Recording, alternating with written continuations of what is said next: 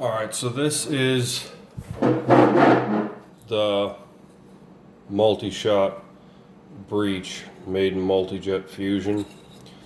This is a gauntlet magazine. Anyway, let's assume you have your Marauder pistol barrel or Marauder rifle barrel already and you're setting everything in place.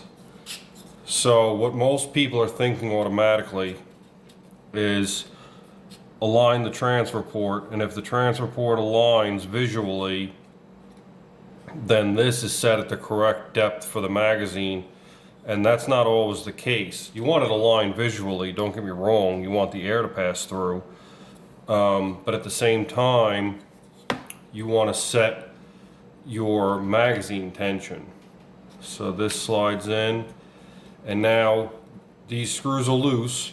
I have my transfer port aligned downward, no matter what it's going to align, because when this comes to you, it's going to have the factory transfer port seated in there, which is ideal. But beyond that, there's a 5mm transfer port leading up to the barrel itself. So don't worry about the airflow as long as your transfer port is aligned facing the bottom of the breech. But what we're looking at here, when I push back on this, all of a sudden the tension increases on my mag, and that's actually how I want to set it, because I don't want this thing flopping around. So I can hold it like this. I hope you can see that. I can hold it like this with the tension I want, with the mag installed properly, tighten it a little bit, and then test. Is that how much tension I want on the mag? It's a little bit light. So almost everything else is self-explanatory, but I know people have gotten caught up on this when I used to make the aluminum multi-shots. They always got confused with the magazine barrel interaction. And that's about it. The rest of it is self-explanatory with the bolt. There's a stud here that pulls your hammer pin back. The transfer port's already installed. And as far as the barrels go, you need a barrel with an internal O-ring, and that's always been the case. It's not something that I'm doing differently. If you look at the Marauder pistol, Marauder rifle, the Armada, any magazine gun, you could look at the Hatsan Jet, there's a bunch of other ones, but you always have an O-ring.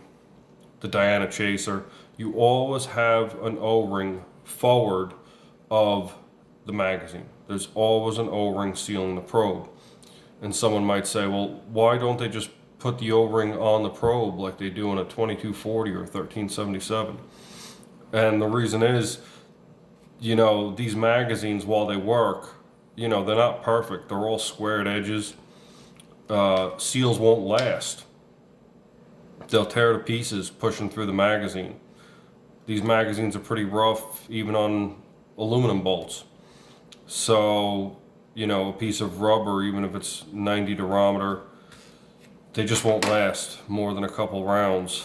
And that's the reason you need the O-ring in the barrel for crosman designs. And, there's two different options.